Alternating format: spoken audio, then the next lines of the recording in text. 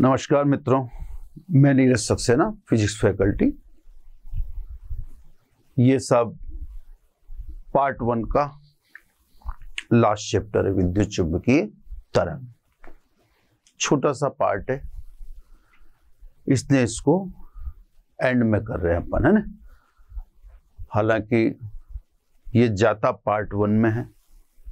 पहले इसके साथ कम्युनिकेशन भी हुआ करता था, संचार तंत्र, लेकिन संचार तंत्र को अब हटा दिया गया है। केवल अब विद्युत चुंबकीय तरंग, ये शायद ज़्यादा बड़ा 5-6 लेक्चर का एक चैप्टर मान लो आप इसको, टोटल मिलाकर, है ना। ज़्यादातर थ्योरेटिकल काम है, ऐसा विशेष काम नहीं है, ठीक है सर। विद्युत चुंबकीय तरंग में तरंग की उत्पत्ति वगैरह वगैरह की बात सबसे बाद में की जाएगी, या बाद में की जाएगी, सबसे बाद में नहीं। पहले इसमें आपको पढ़ाया जाएगा विस्थापन धारा। पहले विस्थापन धारा पढ़ेंगे, फिर बाद में विद्युत चुंबकीय तरंग के उत्पादन की बात करेंगे। क्रम रहेगा एक, है ना। तो सबसे पहले डिस्प्लेसमेंट करंट यानी विस्थापन धारा, डिस्प्लेसमेंट करंट। एक नई करंट इंट्रोड्यूस हो रही है इस चैप्टर में, जो पहले कहीं भी आपने नहीं पढ़ी। हालांकि मैं डेफिनेशन पहले ही दे देता हूं आपको, फिर इस धारा की उत्पत्ति का कारण समझेंगे, इसका प्रमाण देखेंगे, कैलकुलेशन करेंगे, क्यों इसकी उत्पत्ति जरूरी हुई। तो सब ये विस्थापन धारा की जो संकल्पना है या धारणा है, ये मैक्सवेल द्वारा दी गई है। मैक्सवेल के अनुसार विद्युत क्षेत्र में परिवर्तन से उत्पन्न वह धारा जिसका संचरण निर्वात में भी संभव है या निर्वात में भी संभव हो सके, विस्थापन धारा कहलाती है। तो सब अपने बिगिनिंग में ही अपने बता दिया कि यह धारा विद्युत क्षेत्र के परिवर्तन से उत्पन्न होती है और इस धारा का संचरण निर्वात में भी संभव, यानी कोई माध्यम का होना जरूरी नहीं। इस प्रकार की धारा को विस्थापन धारा कहते हैं। आई डिस्प्लेसमेंट, ठीक है सर।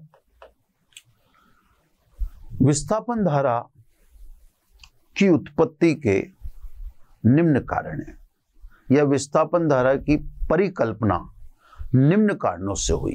क्या कारण थे कि इस धारा को इंट्रोड्यूस करना पड़ा? तो कारण नंबर ए, कारण नंबर ए है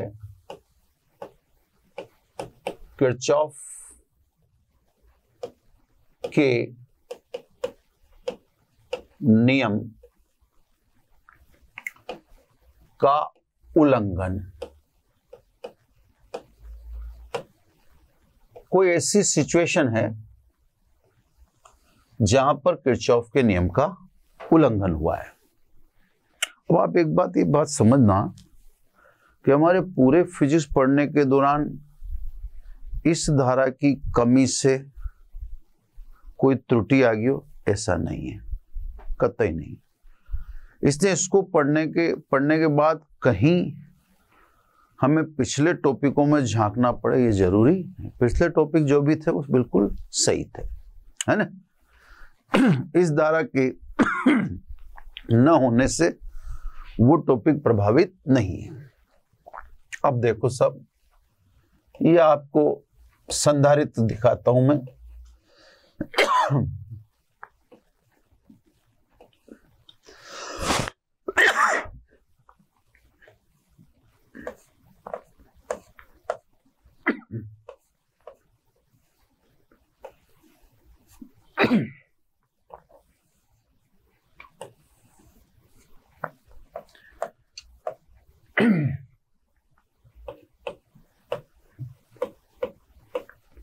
ये संधारित्र है जिसकी प्लेट P1 और P2 अपन ने दिखा रखी है। अब संयोजक तारों में बहने वाली धारा को हम बोल देते हैं चालन धारा, जिसको पहले केवल धारा ही बोला करते थे, अब उसको बोल रहे हैं कंडक्शन करंट। तो जिसको पहले अपन सिंपली आई लिखते थे उसको यहां IC लिख रहे हैं अपन, क्योंकि अब एक धारा और इंट्रोड्यूस होने जा रही है जिससे विस्थापन धारा यानी ID कहते हैं। अगर ये धारा उत्पत्ति की बात नहीं की जाती तो मैं अभी भी यहाँ पे I लिखता, लेकिन अब एक नई धारा इंट्रोड्यूस करने जा रहे हैं तो मैंने चालक में इलेक्ट्रॉन के प्रवाह से बहने वाली धारा जिसे हम I लिखते थे उससे अब यहाँ पर IC लिखा जा रहा है। अब यहाँ पे देखो सब, जैसे प्लेट P1 है, यहाँ पर एक संधि ले ली अपन ने A। प्लेट P2 है, यहाँ पर एक संधि ले ली B। अब संधि A की बात करो। संधि A पर धारा आ रही है, लेकिन A से कोई धारा जाती नहीं है, आती है। इसी प्रकार आप P2 की संधि B को देखो, यहां से धारा जा रही है लेकिन यहां कोई धारा आती नहीं है, जबकि किरचॉफ का प्रथम नियम कहता है संधि से जाने वाली विद्युत धाराओं का बीजगणितीय योग संधि पर आने वाली धाराओं के बीजगणितीय योग के बराबर होता है। यानी जितनी धारा A पर आती है उतनी यहां से जानी चाहिए। इसी प्रकार B पर जितनी धारा आती है उतनी B से जानी चाहिए। यह किरचॉफ का प्रथम नियम है, जो पूर्णतः सत्य इसलिए है क्योंकि वह प्रकृति के मूलभूत नियम आवेश संरक्षण के सिद्धांत पर आधारित है। तो किरचॉफ का प्रथम नियम तो इसका मतलब गलत हो ही नहीं सकता, क्योंकि वह तो आवेश संरक्षण के सिद्धांत पर आधारित है। ठीक है सब। तो वह नियम तो कहता है कि जितनी धारा आए संधि पर उतनी ही जाए, जबकि हम यह प्लेट P1 पर देख रहे हैं आ रही है, जाती नहीं है। प्लेट P2 पे देखते हैं जाती है लेकिन यहां आ नहीं रही है। इसका मतलब संधि A और संधि B किरचॉफ के प्रथम नियम का उल्लंघन कर रहे हैं, जो संभव नहीं है, क्योंकि किरचॉफ का प्रथम नियम आवेश संरक्षण के सिद्धांत पर आधारित है। इसका मतलब यह हुआ कि प्लेटों के बीच संधारित्र की A व B के मध्य कोई न कोई धारा आवश्यक रूप से होना ही चाहिए, जरूरी है। तो संधारित्र की प्लेटों के बीच में धारा नहीं है, जबकि प्रथम नियम कहता है कि होनी चाहिए। मैक्सवेल कहते हैं ये जो प्लेटों के बीच धारा है, तो संधारित्र में तो धारा कैसे पैदा हो सकती है, क्योंकि संधारित्र का तो आवेशन होता है और निरावेशन होता है। आवेशन और निरावेशन की प्रक्रिया में विद्युत क्षेत्र ही परिवर्तित होता है। प्लेटों के बीच में माध्यम रखा हो ये जरूरी होता नहीं है, निर्वात भी हो सकता है। तो इसका मतलब इस बीच में कोई धारा अगर उत्पन्न होती होगी तो आवेशन निरावेशन यानी विद्युत क्षेत्र में परिवर्तन के कारण होती होगी, और क्योंकि प्लेटों के बीच में माध्यम रखा हो ये जरूरी भी नहीं होता, इसका मतलब वो धारा निर्वात में बहती होगी। इसी धारा को मैक्सवेल क्या कहते हैं, विस्थापन धारा कहते हैं। तो साहब अपन ने यहां पर देखा कि एक धारा की मिसिंग होने से किरचॉफ का प्रथम नियम का उल्लंघन हो गया। इस मिसिंग करंट को ही मैक्सवेल ने किसके रूप में इंट्रोड्यूस किया? विस्थापन धारा के रूप में। अब आ जाइए साहब बी। अब आता है एम्पियर के नियम का उल्लंघन। ठीक है सर, प्लेटों के बीच में एम्पियर के नियम का भी उल्लंघन हो रहा है। वापस अपन प्लेटें बनाते हैं, वही प्लेट P1 और P2, ये सब सप्लाई दे देते हैं।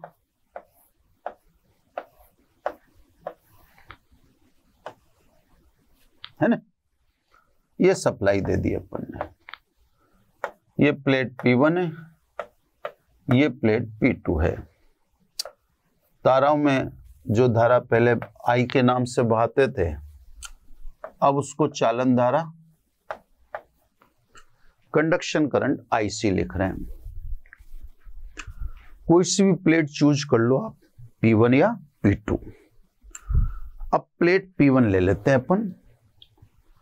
प्लेट P1 पर एम्पियर का नियम लगाने के लिए हम बंद पथ की रचना करते हैं। ये सब L1 बंद पथ और ये बंद पथ L2। ये ध्यान रखिएगा कि बंद पथ L1 व L2 प्लेट पर ही हैं, लेकिन क्योंकि आप दूर से देखेंगे, तो इसने उनको प्लेट P1 से थोड़ा थोड़ा दूर दिखा रखा है। दोनों एक ही प्लेट पर हैं। P1 पर लूप L1 बाहर की तरफ ले रखा है और लूप L2 अंदर की तरफ ले रखा है, पर एक ही प्लेट पर एक ही बिंदु पर लूप है। अब सब देखें आप ध्यान से, लूप L1 के लिए है ना सब, एम्पियर का नियम लगाएं अपन। ये L1 के लिए यहां लिख दें, चाहे L1 B.dl बंद पथ के अनुदिश चुंबकीय क्षेत्र का रेखा समाकलन यानी परिसंचरण। बंद पथ से गुजरने वाली धारा L1 में कौन सी धारा गुजरी? IC के μ0 का μ0 गुना होता है। ठीक है साहब, ये लिख दिया अपन ने लूप L1 के लिए बंद पथ के अनुदिश चुंबकीय क्षेत्र का रेखा समाकलन, मतलब परिसंचरण बंद पथ से गुजरने वाली धारा IC का μ0 गुना होता है। ये लिख दे साहब लूप L1 के लिए। अब इसी प्रकार लूप L2 के लिए, लूप L2 के लिए बात करें अपन, तो वही बंद पथ के अनुदिश चुंबकीय क्षेत्र का रेखा समाकलन बंद पथ से गुजरने वाली धारा के μ0 गुना होता है। अब देखो लूप L2 में कोई धारा नहीं गुजर रही, तो मैंने लिख दिया 0, यानी B.dl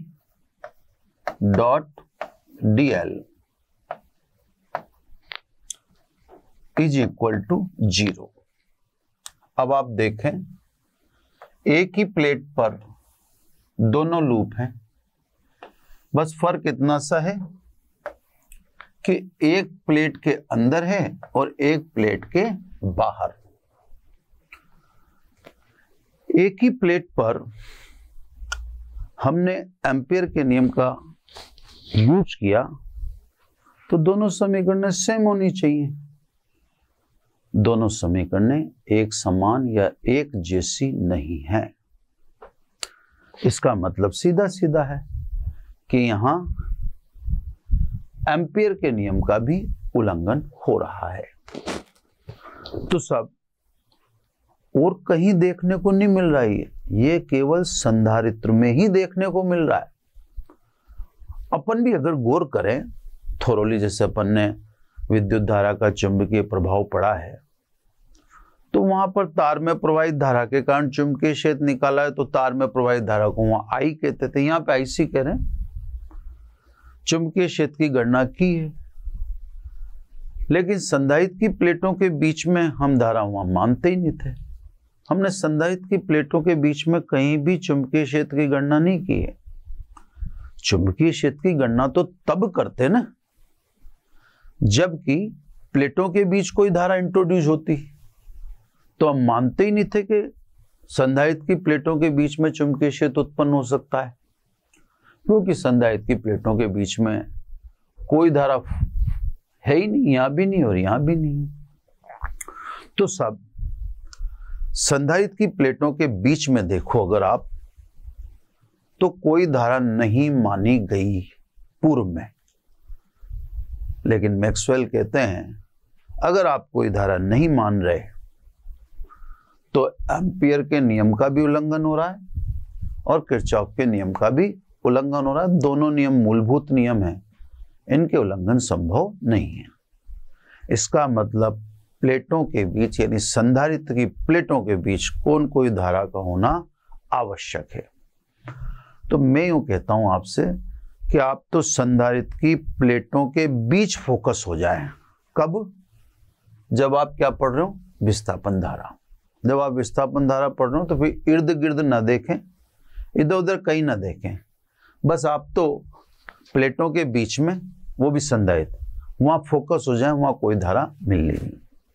अब मैं आपसे एक बात कहता हूं, बाय द वे आपके ये क्वेश्चन आ जाता है कि साहब वह कारण बताइए जिससे विस्थापन धारा की कल्पना की गई, तो आप इसमें एम्पियर के नियम का उल्लंघन लिख के आना है ना साहब, किरचॉफ के नियम के उल्लंघन को छोड़ देना, क्योंकि एक्चुअली जो सिलेबस जिसको तवज्जो देते हैं वही लिखना बेटर है। सिलेबस इसको तवज्जो देता है, इसको नहीं देता, हालांकि है तो वो भी। तो अगर आपसे पूछ ले कि वह कारण या उस कारण का उल्लेख कीजिए जिससे विस्थापन धारा की परिकल्पना की गई, तो आप फिर एम्पियर के नियम का उल्लंघन इसको समझा के आ जाइए, ठीक है। अब सब संधारित्र की प्लेटों के मध्य धारा है, अब उसको सिद्ध करें। तो अब अपन करते हैं विस्थापन धारा की गणना, है ना साहब, कैलकुलेशन विस्थापन धारा आईडी की गणना। ज्यादा लंबा चौड़ा काम नहीं है साहब, है ना। अब कैलकुलेशन करते हैं सब, ठीक। तो सब अब उसकी पूरी उत्पत्ति को समझाते हैं। विस्थापन धारा, अभी विद्युत चुंबकीय तरंग की बात पहले ये काम खत्म करेंगे फिर करेंगे। अभी तो ये भी देखना पड़ेगा ना विद्युत चुंबकीय तरंग की उत्पत्ति के क्या रीजन रहे, कैसे आपने उसकी उत्पत्ति को माना। तो पहले ये खत्म कर लें, फिर वो उसका नंबर आएगा। संधारित्र की प्लेटों के बीच की बात हो रही है, तो हम जानते हैं संधारित्र की एक प्रक्रिया है, आवेश स्टोर करता है, संचय करता है, फिर डिस्चार्ज करता है, मतलब फिर उसका निरावेशन होता है और वो आवेश आगे प्रवाहित होकर धारा, चालन धारा के रूप में इंट्रोड्यूस कर ही दिया उसको। तो संधारित्र में आवेशन और निरावेशन की ये प्रक्रिया चलती रहती है। आवेशन निरावेशन की प्रक्रिया में आवेश परिवर्ती है, आवेश परिवर्ती है तो स्वाभाविक है विद्युत क्षेत्र का परिवर्तन भी होगा। तो ये तो कंफर्म हो गया थ्योरेटिकली कि आवेशन और निरावेशन की प्रक्रिया के कारण संधारित्र की प्लेटों के मध्य विद्युत क्षेत्र निरंतर बदलेगा, लगातार बदलेगा। अब हम ये भी जानते हैं कि संधारित्र की प्लेटों के बीच में माध्यम का होना जरूरी नहीं है, हो भी सकता है, नहीं भी। अब हमें तो हर हाल में धारा होनी चाहिए, तो सब प्लेटों के बीच माध्यम नहीं है, तो वो धारा फिर किस में, निर्वात में है। तो मान लीजिए किसी क्षण स्मॉल टी पर प्लेटों पर आवेश को हम मान लेते स्मॉल क्यू, प्लेटों का क्षेत्रफल मान लेते हम कैपिटल ए, और माध्यम नहीं मानते है ना, वैक्यूम मान लेते हैं। ठीक है, तो सब किसी क्षण स्मॉल टी पर प्लेटों की क्षेत्रफल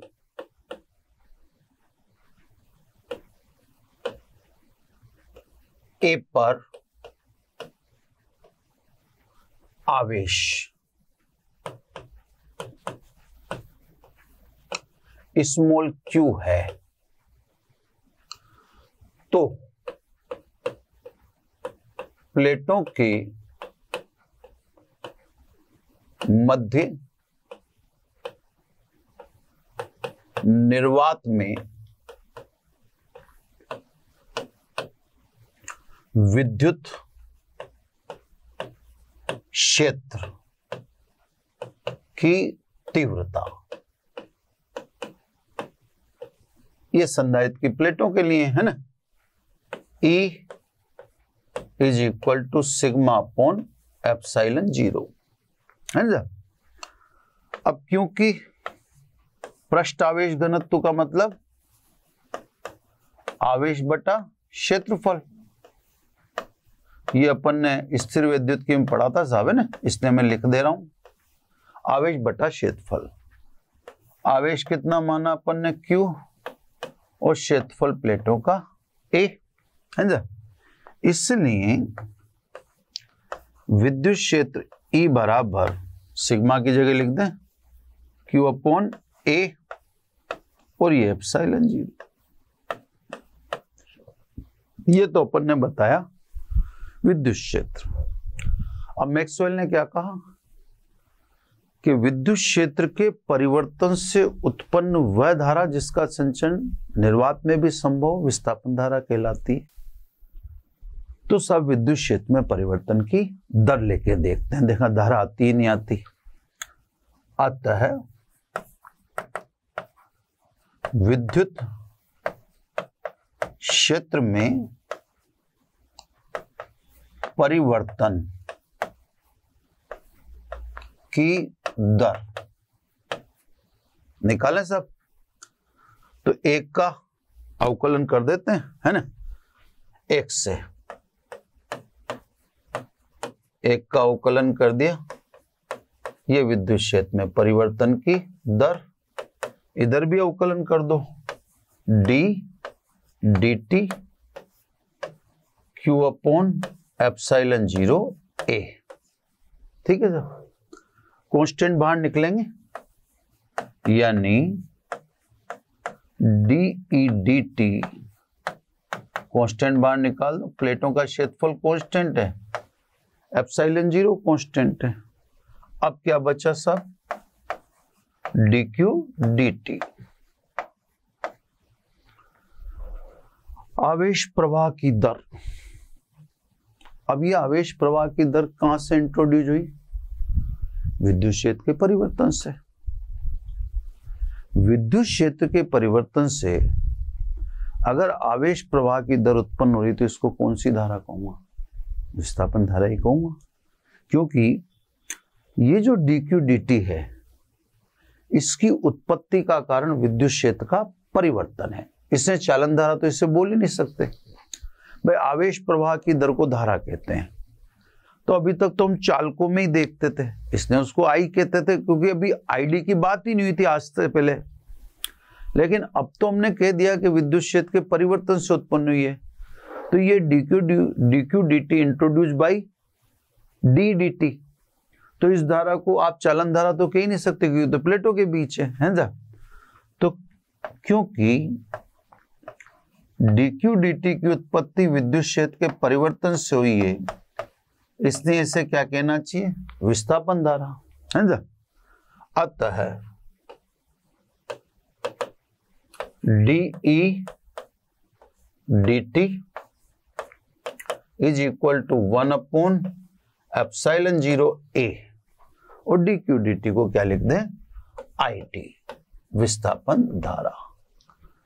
तो साहब मैक्सवेल की बात तो सही है कि विद्युत क्षेत्र के परिवर्तन से धारा इंट्रोड्यूस होती है, हो गई, है ना। निकाल दें इसे, यानी विस्थापन धारा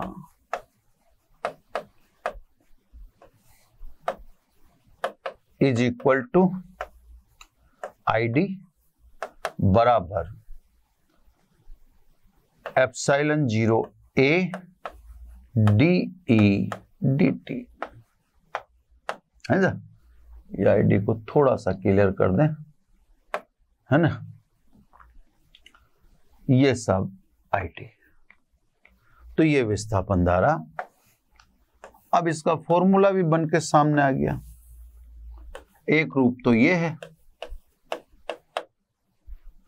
इसी से एक रूप और बना सकते हैं, या ID is equal to ε0 constant बाहर रख लो, a को अंदर भेज दो, d dt e a। अब e a का मतलब आप जानते हो, ये विद्युत फ्लक्स है, फाई बराबर E डॉट ए लिखते हैं, है ना। अब क्षेत्रफल और विद्युत क्षेत्र एक ही दिशा में है, तो थीटा बराबर तो 0 हो गया, तो E a ही लिखेंगे भाई, E डॉट ए का मतलब E a कोस थीटा, ये लिखते हैं अपन विद्युत फ्लक्स को, फाई बराबर E डॉट ए, यानी E a कोस थीटा।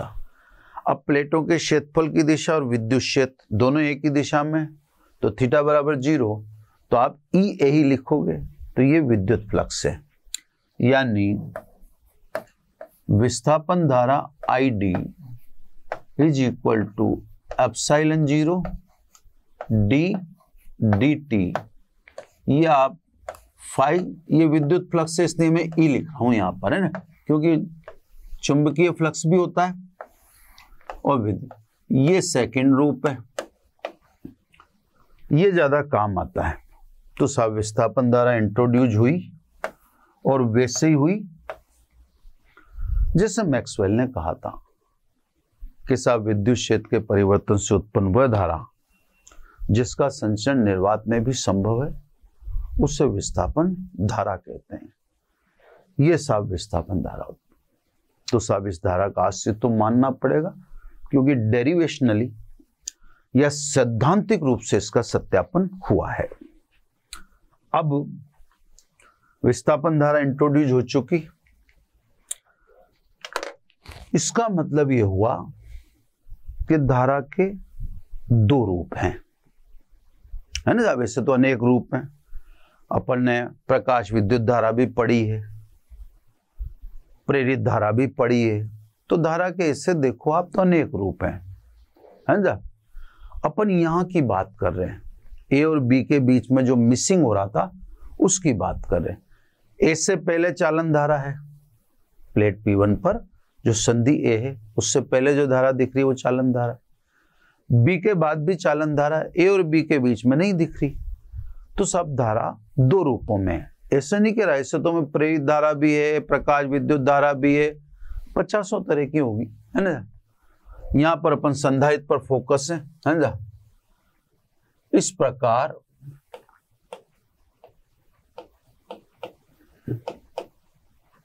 धारा के निम्न दो रूप हैं, ठीक है। जब कौन कौन से रूप हैं, पहली संयोजक तारों में आवेश के प्रवाह से इलेक्ट्रॉन के प्रवाह से उत्पन्न चालन धारा, है ना? संयोजक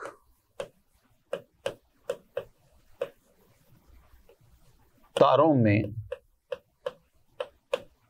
चालक तार भी कह सकते हो, में इलेक्ट्रॉन के प्रवाह से उत्पन्न चालन धारा। एक तो ये है सब, जिससे ओपन को क्या लिखना पड़ा, IC, ठीक है। और दूसरी धारा मैक्सवेल ने इंट्रोड्यूस की, विद्युत क्षेत्र के परिवर्तन से उत्पन्न, दूसरी धारा कौन सी हुई, विस्थापन धारा। ये सब ID होगी। अब जैसे अपन ने कहा था कि साहब किरचॉफ के नियम का प्लेट P1 यानी संधि A पर भी उल्लंघन हो रहा था, क्योंकि वहां जितनी धारा आती है IC उतनी जानी चाहिए। पहले प्लेटों के बीच में धारा थी नहीं, अब तो पता पड़ गई, उस धारा का नाम है ID। इसी प्रकार प्लेट P2 पर संधि B से धारा जाती है, चालन धारा IC, वहां पर आती नहीं, अब तो आती है, क्योंकि अपन ने प्लेटों के बीच में विद्युत क्षेत्र के परिवर्तन से विस्थापन धारा प्राप्त कर ली है। तो किरचॉफ का प्रथम नियम सत्य हो, यानी किरचॉफ के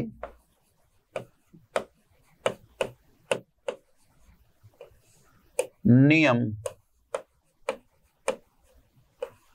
के सत्यापन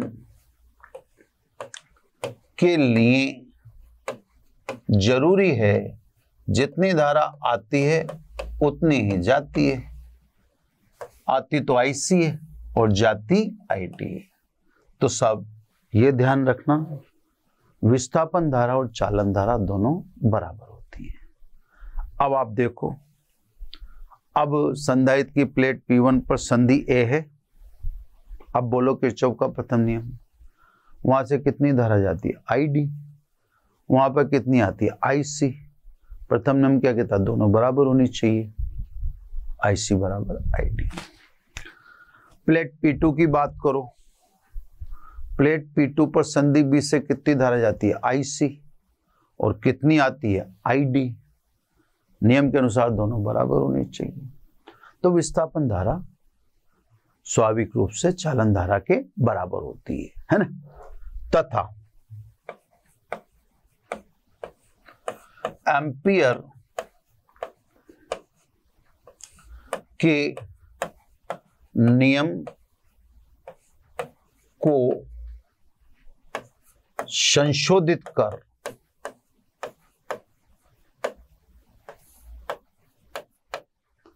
निम्न प्रकार से लिख सकते हैं, अब उसमें भी संशोधन कर दें। कैसे लिख सकते हैं साहब, बंद पथ के अनुदिश चुंबकीय क्षेत्र का रेखा समाकलन B.dl कुल धारा के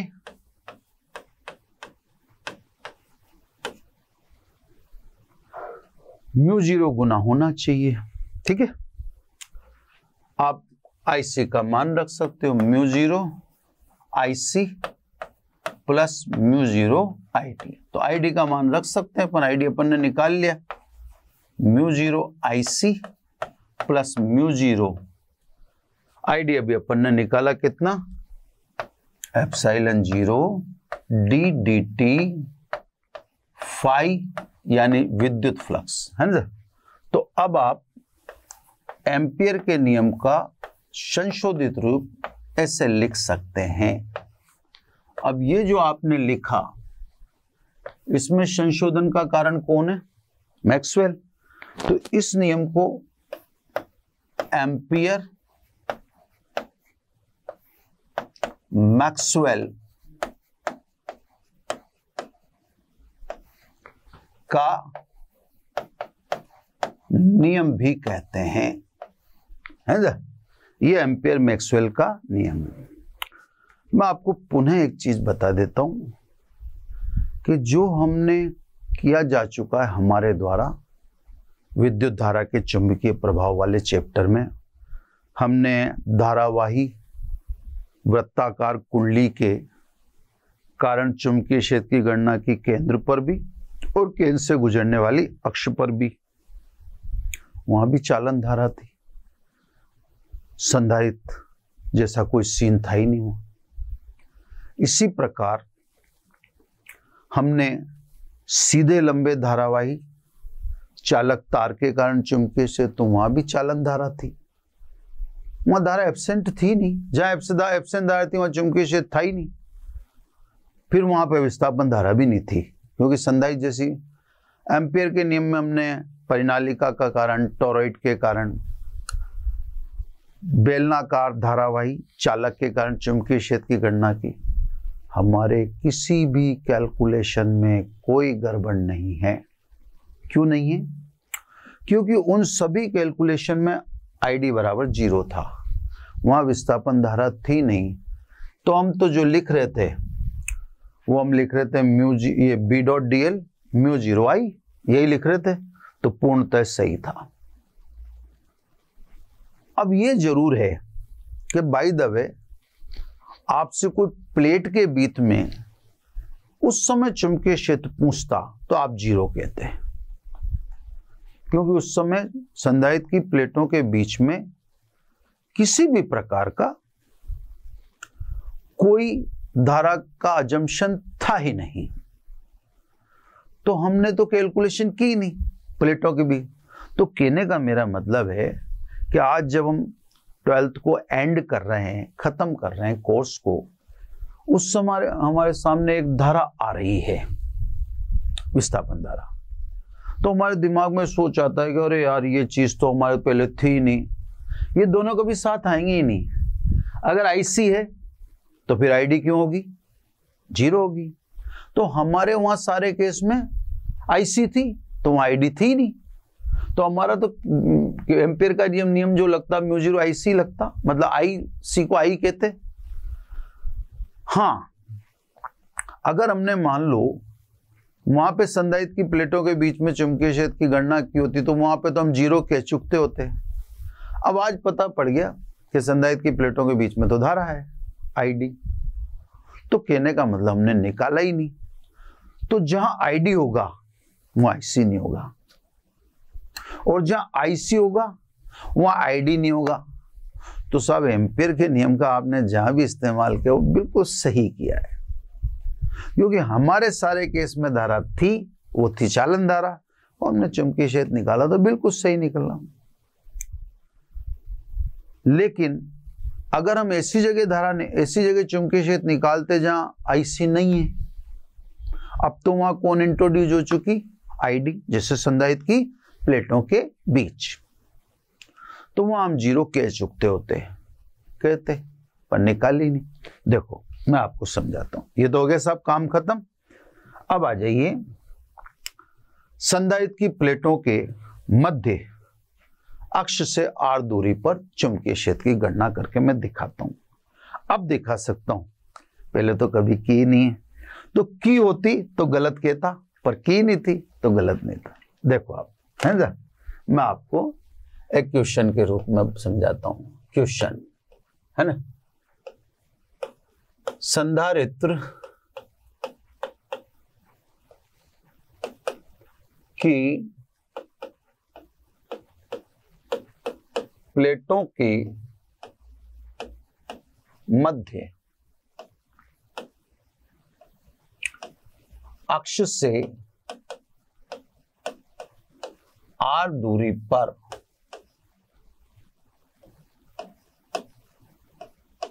चुंबकीय क्षेत्र अब ये सब अपन ने पहले कभी कैलकुलेट नहीं किया। आज जब प्लेटों के बीच में धारा इंट्रोड्यूस हो चुकी है तो इस कैलकुलेशन को हम करके बता रहे हैं। तो सब इसीलिए मैं बार बार कह रहा हूं कि हमारा किया गया कोई कार्य गलत है ही नहीं। तो सब मैं संधारित्र की प्लेटें वगैरह सब बना देता हूं। इधर बना लें, ये सब तिरछा चित्र बना लेते हैं थोड़ा सा। ये तो संधारित्र की प्लेटें हैं, ज्यादा ही तिरछा हो जाएगा क्या?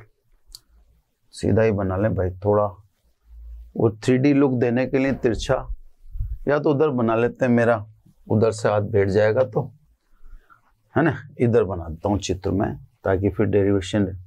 ये सब ये प्लेटें वृत्ताकार ले लेता हूँ सब, है ना। ये संधारित्र की प्लेटें। अब ध्यान से देखना सब, मजा आएगा, क्योंकि ये कैलकुलेशन पहले कभी नहीं हुआ, है ना।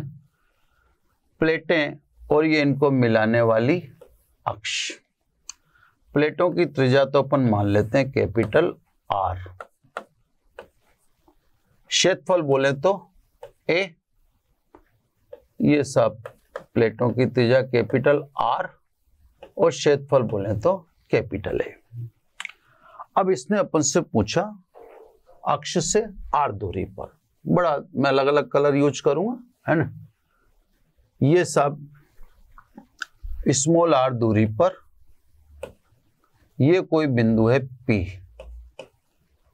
अब ये कह रहा है कि यहां पर आप चुंबकीय क्षेत्र की गणना करो। ये गणना अपन ने पहले कभी नहीं की होती तो आज अपन गलत साबित हो जाते, क्योंकि अपन पहले करते तो जीरो ही बोलते, क्योंकि अपन बोलते कि धारा है ही नहीं। तो देखो सिलेबस बड़ा शानदार होता है। सिलेबस ने उस समय अपने को इस धारा के बारे में कहा ही नहीं, है ना। तो एम्पियर का नियम लगाओगे तो बंद लूप बना लो। ये स्मॉल r त्रिज्या का बंद लूप, चाहो तो इसे L के दो लूप को। अब एम्पियर का मैं नियम लगाता हूं, देखो, है ना। तो सब एम्पियर के नियम से बिंदु P पर चुंबकीय क्षेत्र, एम्पियर के नियम से P पर चुंबकीय क्षेत्र के लिए। अब देखना सब, यहां से आपको थोड़ा सा मजा आएगा। B डॉट dl, लूप कौन सा? L दिखा दिया मैंने। अब म्यू जीरो, किसका म्यू जीरो? धारा का म्यू जीरो गुना। अब बताओ प्लेटों के बीच में कौन सी धारा है? अब आप जानते हो प्लेटों के बीच में विस्थापन धारा है। तो अब आप क्या लिखोगे? I D. तो मैं आपसे यही कहना चाह रहा था कि हमने प्लेटों के बीच में जब चुंबकीय क्षेत्र की गणना की तो आई डी आ गया। अब आई सी कहाँ है? तो जहां आई डी आ जाएगा, यानी जहां विस्थापन धारा आ जाएगी, वहां आईसी अपने आप ही जीरो हो जाएगी। दोनों एक साथ कभी नहीं आएंगे, दोनों एक साथ आने का कोई कारण ही नहीं है। तो सब ये लिख दिया। अब बी डॉट डी एल, है ना। अब बी डॉट डी एल तो सब, जैसे ये आपने धारा ली मान लो, तो ये चुंबकीय क्षेत्र, है ना। अब कहीं भी अल्पांश लोगे आप, ये चुंबकीय क्षेत्र और अल्पांश डीएल दोनों एक ही दिशा में, है ना। तो कहने का मतलब बी और डीएल दोनों एक दिशा में, तो कहने का मतलब बी तो कांस्टेंट है, आर दूरी समान पे है, तो बी तो निकाल दें बाहर, है ना, और ओनली लिख दें डीएल बराबर म्यू जीरो आई डी का मान epsilon zero D phi E D T. ये क्यों लिखा साहब? क्योंकि बी पैरेलल डीएल यानी थीटा बराबर 0 डिग्री। तो देख लो आप, बी बाहर निकाल दे डी। अब डीएल डीएल डीएल डीएल यानी इसकी परिधि, तो स्मॉल अगर आर त्रिज्या हो, स्मॉल आर अगर रेडियस है ना, स्मॉल आर अगर रेडियस है तो बंद पथ की लंबाई कितनी लिखोगे आप?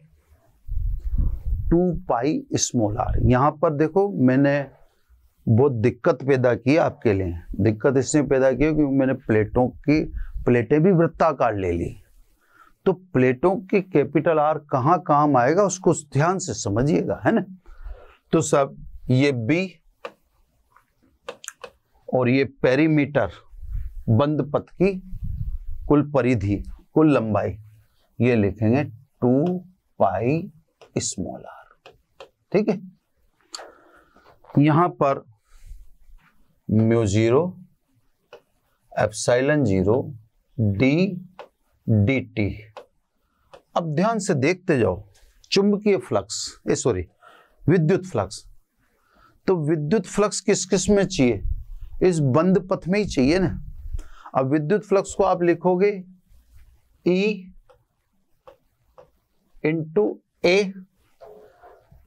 ई तो पूरे क्षेत्रफल में या प्लेटों के कारण है। ये प्लेटों के कारण थोड़ी पूछ रहा है, ये तो आपसे यहां पूछ रहा है इस बंद पथ में। तो बंद पथ का क्षेत्रफल क्या लिखोगे? पाई आर स्क्वायर। कैपिटल आर का भी नाम मत लेना आप भाई, विद्युत फ्लक्स है ना, तो उसको तो विद्युत फ्लक्स वहीं चाहिए जहां जहां आपने पथ लिया है। तो अपने तो स्मॉल आर त्रिज्या का पथ लिया है। विद्युत क्षेत्र तो प्लेटों के कारण है, तो भी वो तो मैंने लिखा ही नहीं विद्युत क्षेत्र, है ना। अब सब ये लिख दिया मैंने, है ना। इसमें पाई आर बाहर आएगा तो ये पाई से पाई काट दें, एक आर से एक आर काट दें, तो क्या बचा? बी बराबर म्यू0 एप्सिलॉन 0 अपॉन 2। ये 2 उधर चला गया और एक आर ये आपके पास पड़ा हुआ है, ये देख लो आप, एक आर। अब डी डी टी। अब लिखो विद्युत क्षेत्र। तो विद्युत क्षेत्र कितना लिखोगे प्लेटों के बीच में, निर्वात में? Sigma upon epsilon 0। ठीक है ना। एप्सिलॉन 0 कैंसिल बाई एप्सिलॉन 0, क्योंकि वो तो बाहर आना ही आना है, इसलिए B बराबर म्यू0 स्मॉल आर अपॉन 2। म्यू0 small are upon 2। Epsilon cut ही गया, डी डी टी। सिग्मा की जगह क्या लिखोगे आप? सिग्मा का मतलब पृष्ठ आवेश घनत्व, यानी आवेश बटा क्षेत्रफल। अब लिखेंगे आप पाई आर स्क्वायर। यह आपको ध्यान रखना था, इसलिए मैंने वो सब पहले कैंसिल होने दिया, ताकि वो चीज आपके सामने नहीं आ जाए जिससे आप कंफ्यूज हो सकते हो, है ना। तो सब बी बराबर म्यू0 small are upon 2 pi capital R square. ध्यान रखें, कैपिटल आर प्लेटों की, वृत्ताकार प्लेटों की त्रिज्या है, स्मॉल आर वो पथ है जिस पे आप बिंदु पी पर निकाल रहे हैं। D Q D T. ठीक है ना।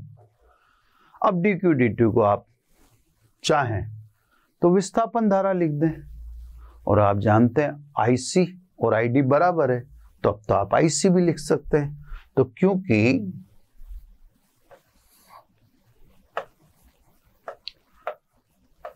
D Q D T is equal to IC या आईडी, दोनों बातें एक है, इसलिए प्लेटों के बीच चुंबकीय क्षेत्र B इज इक्वल टू म्यू0 small are upon 2 pi R square IC. ID भी लिख सकते हैं, मैं आपसे साफ कह रहा हूं। तो देखो सर, ये कैलकुलेशन हमने पहले कभी की ही नहीं, कभी नहीं की। ये कैलकुलेशन हमने आज पहली बार की। तो साहब, अगर विस्थापन धारा प्लेटों के बीच में है तो प्लेटों के बीच में चुंबकीय क्षेत्र भी होगा। आईडी की जगह आप आईसी लिख देना, है ना, जो आप सप्लाई कर रहे हो, क्योंकि किरचॉफ के अनुसार आईसी और आईडी दोनों बराबर होना चाहिए। दोबारा एक बार समझ लो, क्योंकि आज विस्थापन धारा इंट्रोड्यूस हो चुकी है, तो हम एक नया काम करते हैं। संधारित्र की प्लेटों के बीच अक्ष से स्मॉल आर दूरी पर चुंबकीय क्षेत्र की गणना करते हैं, है ना। इसके लिए हमने प्लेटें भी वृत्ताकार ली, कंफ्यूज करने की पूरी व्यवस्था कर दी आपको। ये हमने कैपिटल आर त्रिज्या की वृत्ताकार प्लेटें हमने संधारित्र की ले ली। इनको मिलाने वाली रेखा अक्ष कहलाती है और उससे हमें स्मॉल आर दूरी पर चुंबकीय क्षेत्र की गणना करनी है। वो बिंदु पे हमने आर दूरी मान लिया, है ना। ये सब आर दूरी पर मान लिया। अब स्वाभाविक विस्थापन धारा है, विस्थापन धारा है तो चुंबकीय क्षेत्र भी होगा। तो साहब एम्पीयर के नियम से बंद पथ के लिए जो पेपर बनाया ये लगा दिया। अंदर प्लेटों के बीच कर रहे हो तो विस्थापन धारा लिख दी। चुंबकीय क्षेत्र, क्योंकि आर दूरी पर कह रहे हो, अक्ष से समान दूरी पर चुंबकीय क्षेत्र समान ही होगा। बी बाहर निकाल दिया, दोनों एक ही दिशा में, ये डीएल और बी, तो बी पैरेलल डीएल, थीटा बराबर 0, तो ये हमने डीएल अंदर रहने दिया। म्यू 0 आईडी का मान निकाल दिया। ये आईडी अपन ने निकाला था अभी, तो आईडी तो अब अपन थोरोली कहीं भी यूज करेंगे। इससे ये रहा, ये अपने यहाँ पे निकाला था ना, ये रहा, इस जगह पे निकाला था, ये रहा, तो ये रख दिया मैंने विस्थापन धारा, है ना। एक मिनट, ये विस्थापन धारा रख दिया, क्लियर। अब आप बंद पथ का ही सरकमफेरेंस निकालेंगे, तो बंद पथ का सरकमफेरेंस 2 पाई आर, है ना। तो डीएल की जगह 2 पाई आर लिख दिया। डी फाई डी टी ये विद्युत फ्लक्स है, ई इंटू क्षेत्रफल। तो विद्युत क्षेत्र कौन से क्षेत्रफल में देखोगे आप? बंद पथ के। बंद पथ वृत्ताकार है, उसका क्षेत्रफल पाई आर स्क्वायर। तो पाई से पाई कट गया, एक आर से आर कट गया, तो एक ही आर बचा। तो म्यू 0 एप्सिलॉन 0 एंड आर, ये ऊपर आ गए, अपॉन ये 2 नीचे आ गया, ये ई लिख दिया। ई का मतलब सिग्मा अपॉन एप्सिलॉन 0, विद्युत क्षेत्र प्लेटों के बीच। अब विद्युत क्षेत्र तो प्लेटों के कारण है ना, तो इस सिग्मा में ए आएगा। ये कौन सा? प्लेटों का क्षेत्रफल। तो ये साहब ये तो म्यू 0 आर अपॉन 2। अब ये एप्सिलॉन 0 से एप्सिलॉन 0, सिग्मा बराबर Q upon pi R square. अब ये कोई कट ही नहीं सकते, ये आर अलग है, ये आर अलग है। ये आर बंद पथ का निर्मित बंद पथ की वृत्ताकार त्रिज्या है और ये प्लेटों की या वृत्ताकार प्लेटों की त्रिज्या है। तो ये सब चुंबकीय क्षेत्र निकल गया। ये डी क्यू डी टी को आप आईसी भी कह सकते हो और आईडी भी, क्योंकि तो किरचॉफ के नियम में हमने देख ही लिया, आईसी इज इक्वल टू आई। तो प्लेटों के बीच चुंबकीय क्षेत्र। तो ये तो हुई साहब विस्थापन धारा इंट्रोड्यूस। और विस्थापन धारा इंट्रोड्यूस होने के कारण हमने तुरंत ही आपको एक सबूत के रूप में चुंबकीय क्षेत्र निकालकर पेश कर दिया। अब हम पढ़ेंगे विद्युत चुंबकीय तरंग की उत्पत्ति के कारण, यानी हम कैसे इस तरंग यानी ऐसी तरंग की बात कर रहे हैं जिसमें विद्युत क्षेत्र भी है, जिसमें चुंबकीय क्षेत्र भी उपस्थित है, तभी तो उसको विद्युत चुंबकीय तरंग कहा जा। तो एक तो नाम में बड़ी क्लियरिटी है कि साहब जिस तरंग की आप बात कर रहे हो वो विद्युत चुंबकीय तरंग है। तो जो बच्चा ना समझे उसको भी ये समझ में आ जाएगा कि हम ऐसी तरंग की चर्चा करने जा रहे हैं जिसमें विद्युत क्षेत्र भी है और जिसमें चुंबकीय क्षेत्र भी है। तो हमारा सबसे पहला ये देखना होगा कि क्या ऐसा संभव है कि एट ए टाइम एक ही समय पर दोनों क्षेत्र एक साथ रह सकते हो या रहते हों। तो ये काम क्योंकि हमने एक बड़ा काम तो कर ही लिया। अब नेक्स्ट लेक्चर में ये काम करेंगे, विद्युत चुम्बकीय तरंग की संकल्पना प्रस्तुत करेंगे, कुछ सबूत पेश करेंगे, गुण पढ़ेंगे और फिर विद्युत चुम्बकीय स्पेक्ट्रम पढ़ेंगे, चैप्टर क्लोज करेंगे। तो ज्यादा लंबा तो काम है ही नहीं, है ना। फिर इसमें भी सभी टॉपिक नहीं है, जो जो टॉपिक बताने वाले होंगे वही बताएंगे, है ना। तो बस आज इतना ही। Thank you very much. आशा करता हूं हमारे टॉप एजुकेटर का यह लेक्चर आपको पसंद आया होगा। अगर पसंद आया है तो वीडियो को लाइक करिए, चैनल को सब्सक्राइब करिए और शेयर भी करिए, क्योंकि ज्ञान बांटने से बढ़ता है और सही बताऊं तो पुण्य भी मिलता है। मुझे सुनने के लिए बहुत बहुत धन्यवाद। Thank you.